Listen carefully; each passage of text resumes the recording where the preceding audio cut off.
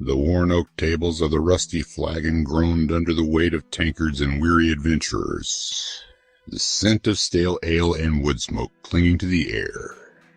In a shadowed corner, Elara, the elf hunter, meticulously cleaned the intricate carvings on her longbow, her fingers moving with practiced grace. Her keen, emerald eyes, usually distant and watchful, swept over the common room, missing nothing. The nervous fidgeting of the merchant by the hearth, the hushed whispers of a group of gamblers, the way the light caught the dust motes dancing in the air. Across from her, Kael, the human barbarian, devoured a plate of stew with a gusto that suggested he hadn't eaten in a week, despite having just finished a hearty meal. His booming laughter, a sound that could shake the very foundations of the tavern, occasionally echoed through the room, punctuated by the clatter of the spoon against the bowl.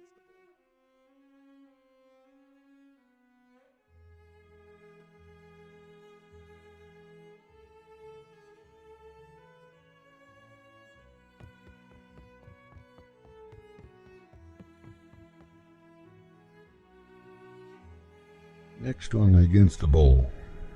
Next to him, Borin Stonehand, the dwarf. Next to him, Borin Stonehand, the dwarf polished his ancestral warhammer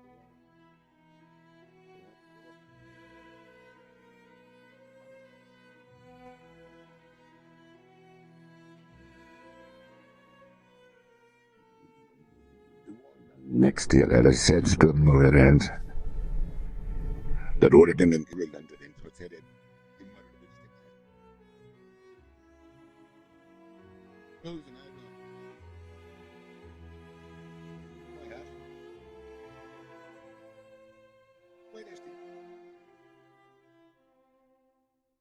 What's his end at this house?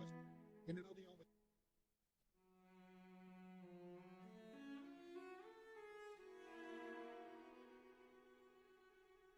Run this. What is that in say, man?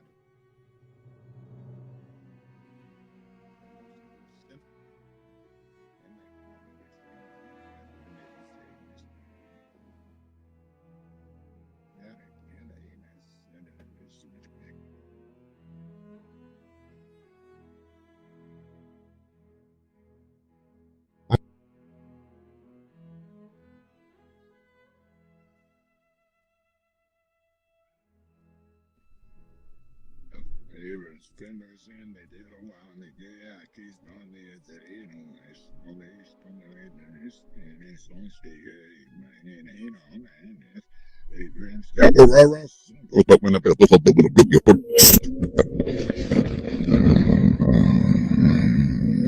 the smart compensation my symbols in the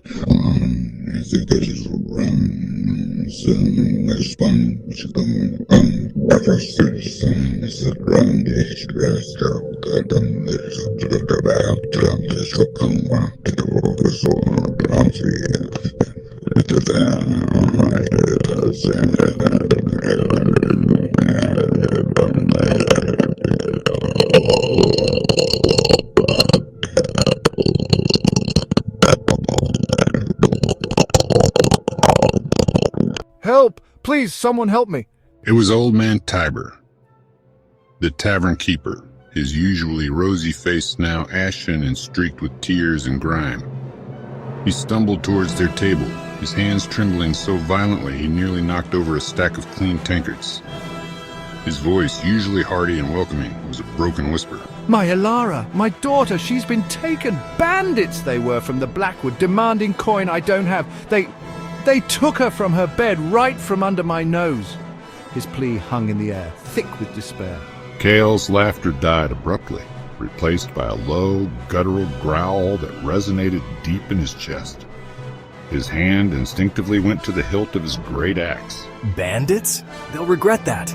No one takes an innocent from their home on my watch. His eyes, usually full of mirth, now burned with a cold fury. Borin slammed his hammer down on the table, the thud echoing through the suddenly silent common room. Aye, no one messes with a tavern keeper's kin. Not while Borin Stonehand draws breath and wields steel. His beard bristled with indignation. Lyra's eyes, which had been unfocused moments before, snapped open, their pale blue depths now sharp and alert. Her usual air of serene detachment was replaced by a flicker of genuine concern. Where did they take her, Tiber? Give us details. What did they look like? How many? To their camp, deep in the Blackwood. They were rough men, maybe 6 or 7 of them, cloaked in dark rags. One had a scar across his eye. They said, if I didn't have the ransom by dawn, she'd be gone forever. Please, you're the strongest, the bravest. You're my only hope. Elara, already on her feet, her movements fluid and silent as a forest cat, slung her longbow over her shoulder. The Blackwood is dangerous, a maze of twisted paths and ancient shadows, but we know its secrets. Let's move. Every moment we waste is a moment she suffers. Her voice, though soft, carried an undeniable urgency. The 4 adventurers ventured into the encroaching twilight. The last rays of the setting sun casting long, distorted shadows before them. The Blackwood, true to its name, quickly swallowed them whole, its ancient trees forming a dense, oppressive canopy that blocked out the fading light. The air grew heavy, thick with the scent of damp earth, decaying leaves, and something else, a faint metallic tang that Elara identified as stagnant blood. Stay close, Elara murmured, her voice barely a whisper, yet clear to her companions. Her elven senses were heightened in the forest. Every snapped twig, every rustle of leaves, every distant hoot of an owl was amplified. She moved with an almost ethereal grace, her boots barely disturbing the forest floor as she sought out faint tracks. They're crude, heavy-footed, not experienced woodsmen, but they know the general direction to their den. Kael, his massive frame a silent, imposing shadow, walked point, his axe held loosely, ready to swing. He listened to the subtle shifts in the wind, his barbarian instincts picking up on the faint scent of unwashed men and wood smoke. When a thick, gnarled root system blocked their path, he simply brought his boot down, splintering the wood with a single powerful stomp, clearing the way with a single powerful stomp, clearing the way without breaking stride. Borin, ever practical, kept a keen eye on their surroundings, his dwarven eyes, accustomed to the gloom of underground tunnels, easily discerning shapes in the deepening shadows. He grumbled about the lack of proper stone paths, but his sturdy frame seemed impervious to the thorny bushes and uneven terrain.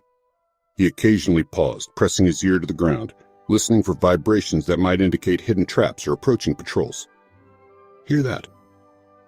A faint murmur, like a distant stream, or a poorly muffled conversation.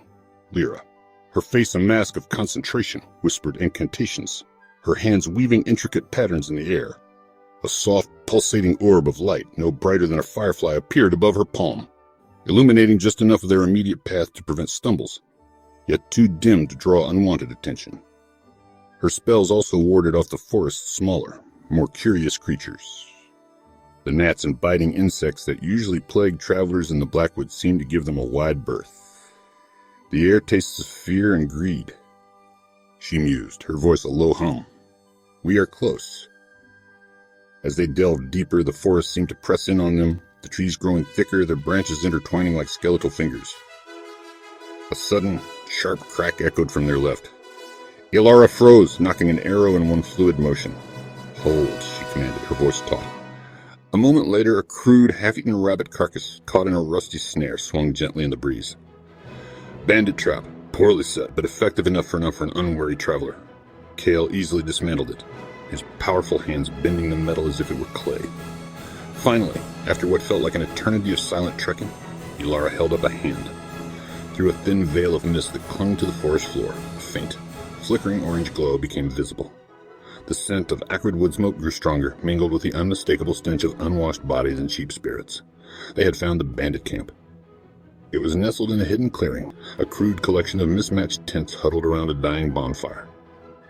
Perhaps 10 or 12 figures lounged about, some playing dice, others gnawing on dried meat. 2 larger, more heavily armed men stood guard near a small, slightly more substantial tent at the edge of the clearing. Elara signaled, pointing to that tent. She's in there. 2 guards. The others are distracted, but not asleep. My turn, Kael rumbled, his eyes fixed on the guards. He didn't wait for a plan, his patience worn thin by the journey and the thought of the girl's plight. With a primal roar that tore through the quiet night, he burst forth from the tree line, his great axe cleaving through the air. The two guards barely had time to register the massive figure charging them before Kael was upon them, his axe a blur of steel and raw power. One fell with a sickening thud, the other crumpled, disarmed, and dazed. Borin followed close behind, a whirlwind of steel and guttural curses. His warhammer, usually reserved for breaking rocks, now found purchase on bandit skulls and shields. He moved with surprising agility for a dwarf of his build, ducking under a clumsy sword swing and retaliating with a bone-jarring blow that sent his assailant sprawling. For the flagon, he roared, his voice surprisingly loud. Lyra, standing at the edge of the clearing, her face illuminated by the magical light she now held aloft, began to weave her spells. Shimmering magical shields, almost invisible in the dim light, flickered into existence around Kael and Borin, reflecting the few arrows that came whistling from the startled bandits. Then, with a sharp incantation, she unleashed a blinding flash of pure magical light that exploded in the center of the camp. The sudden, intense brilliance disoriented several bandits, sending them stumbling, clutching their eyes and crying out in confusion. Elara, a phantom in the shadows, moved with deadly precision. Her longbow sang, sending arrows whistling through the air with silent, precise accuracy. She picked off stragglers attempting to flee, targeting legs and arms to incapacitate rather than kill, ensuring they wouldn't pose a threat. Each shot was a whisper of death, a testament to years of training in the wilds. The skirmish was fierce but mercifully brief. The disorganized bandits, caught completely off guard and unprepared for such a coordinated and brutal assault, quickly fell or fled screaming into the dense, unforgiving darkness of the Blackwood. The leader, the one with the scar across his eye, attempted a desperate charge at Kael, but the barbarian simply met him with a crushing blow from his fist, sending him sprawling unconscious. Kael, his chest heaving, strode purposefully to the heavily guarded tent. He tore open the flap, revealing a terrified young woman, huddled in the corner, her eyes wide with fear. Elara, Tiber's daughter, sobbed, her voice trembling with relief as she scrambled out and rushed into Kael's surprisingly gentle embrace. He patted her back awkwardly, a faint blush rising on his cheeks. With the daughter safe, the immediate tension eased. Lyra quickly bound the unconscious bandits, ensuring they wouldn't cause further trouble. Borin, ever the pragmatist, began to rummage through the bandits' meager belongings. "Filthy lot," he grumbled, but his eyes lit up as he found a small, locked wooden chest. Now this looks promising. With a swift, practiced swing of his hammer, he shattered the lock, revealing a handful of tarnished silver coins and a surprisingly well-crafted, though slightly bent, silver locket. Not much, but better than nothing. Elara, meanwhile, checked on the rescued girl. "Are you harmed, child?" she asked softly. "No, just scared." Elara, Tiber's daughter, whispered, clutching Kael's arm. As dawn painted the eastern sky with hues of rose and gold, the adventurers made their way back to the Rusty Flagon. The forest, now bathed in the gentle morning light, seemed less menacing, almost welcoming. The rescued daughter, though still shaken, walked steadily between Kael and Borin, recounting her terrifying ordeal in hushed tones. Lyra walked beside her, offering quiet words of comfort, while Elara scouted ahead, ensuring their path was clear. They arrived back at the tavern just as the first rays of sunlight touched its weathered sign. Old Man Tiber, who had spent a sleepless night pacing, rushed out, his face etched with worry. When he saw his daughter, alive and safe, tears of overwhelming joy streamed down his face. He embraced her tightly, murmuring thanks to the heavens. He then turned to the adventurers, his eyes brimming with gratitude. He tried to offer them all the gold he had, a small pouch of warm coins, his life savings. But Kael simply clapped him heartily on the back, nearly sending the old man sprawling. "Keep your coin, old man," the barbarian boomed, his voice echoing through the quiet morning. "Just keep the ale flowing, and then maybe a round on the house for your heroes?" Tiber beaming out vigorously, unable to speak past the lump in his throat. Word of the rescue spread quickly through the small town. By midday, the Rusty Flagon was bustling, not just with its usual patrons, but with curious townsfolk eager to catch a glimpse of the heroes. Free rounds flowed, and the adventurers, though weary, basked in the rare warmth of genuine appreciation. As the sun rose higher, casting golden light on the weary but satisfied adventurers, the aroma of fresh ale and baking bread filled the air. It was a promise of stories to be told and retold, of a reputation solidified. I have a new day for the Rusty Flagon, protected by the unlikely band of heroes who called it their temporary home. Their journey was far from over, but for now, a good meal, a warm fire, and the gratitude of a grateful community were reward enough.